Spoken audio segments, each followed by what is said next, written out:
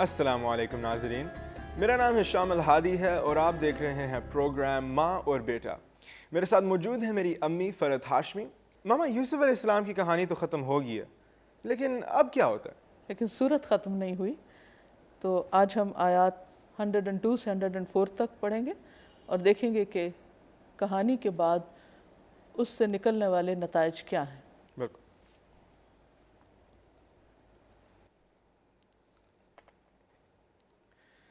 اعوذ باللہ من الشیطان الرجیم، بسم اللہ الرحمن الرحیم، ذالک من انباء الغیب نوحیہ الیک وما کنت لدیہم اذ اجمعوا امرهم وهم يمكرون وما اکثر الناس ولو حرصت بمؤمنین وما تسألهم علیہ من اجر ان هو الا ذکر للعالمین۔ اے پیغمبر صلی اللہ علیہ وسلم، یہ غیب کی خبروں میں سے ہیں جو ہم آپ کی طرف بھیجتے ہیں، اور جب برادران یوسف نے اپنی بات پر اتفاق کیا فریب کر رہے تھے تو آپ ان کے پاس تو نہ تھے، اور بھلے آپ خواہش کریں پھر بھی بہت سے آدمی ایمان لانے والے نہیں ہیں، اور آپ ان سے اس خیر خواہی کا کچھ صلہ بھی تو نہیں مانگتے۔ یہ قرآن تو تمام جہان والوں کے لیے ایک نصیحت ہے۔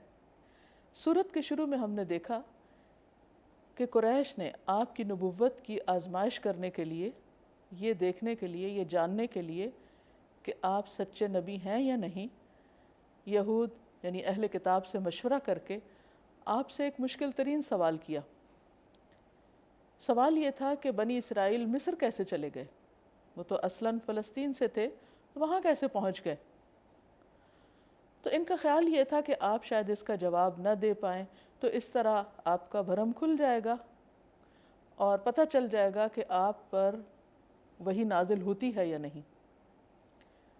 بہرحال ان کے اس سوال کے جواب کے طور پر آپ نے ان کے سامنے یوسف علیہ السلام کا پورا واقعہ، پوری کہانی ایٹ اے اسٹریچ ایک ہی دفعہ میں بیان کر دی، اور صرف کہانی نہیں بیان کی بلکہ اس کے اندر بہت سارے ایسے سبق تھے جو خود قریش کے لیے تھے، کیونکہ قریش نبی صلی اللہ علیہ وسلم کے ساتھ وہی سلوک کر رہے تھے جو برادران یوسف علیہ السلام کے ساتھ کر رہے تھے۔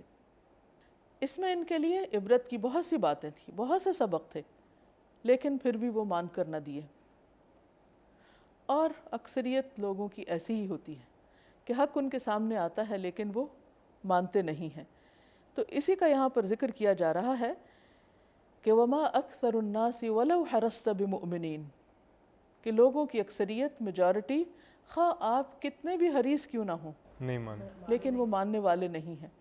نبی صلی اللہ علیہ وسلم کو تسلی دی جا رہی ہے کہ ایسا نہیں کہ آپ کے پیغام پہنچانے میں کوئی کمی ہے یا آپ نے حق پہنچایا نہیں، آپ نے تو اپنا فرض ادا کر دیا ہے، لیکن یہ اب لوگوں پر ہے کہ وہ مانیں یا نہ مانیں۔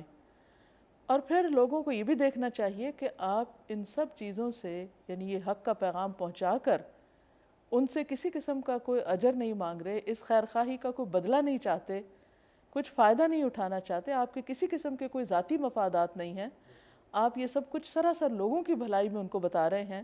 یہ قرآن صرف قریش کے لیے تھوڑی آیا ہے، صرف اہل مکہ کے لیے تھوڑی ہے، صرف اہل کتاب کے لیے تھوڑی ہے، یہ قرآن تو سارے جہان والوں کے لیے ہے۔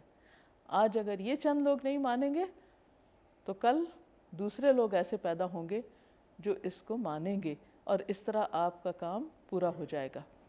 میں اس کے بارے میں مزید بات کرنا چاہوں گا کہ لوگ بات کو ایک دفعہ سنتے ہیں، حق ان کو ملتا ہے، لیکن پھر بھی نہیں مانتے۔ اگر ایک چھوٹی سی بریک لے لیں، اس کے بعد واپس آتے ہیں اور اپنی گفتگو جاری رکھتے ہیں۔